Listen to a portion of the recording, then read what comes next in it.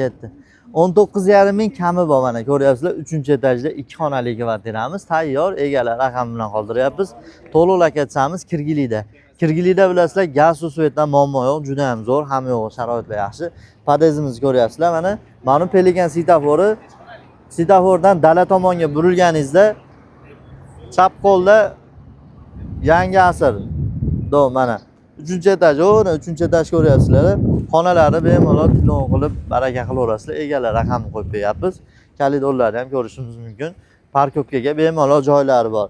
Katta yo'lda bo'yida maktab ham yaqin ekan mana. Aytdi, yuksalish maktab bor ekan. Kvartiraning holatini o'zlaringiz ko'rib turibsizlar.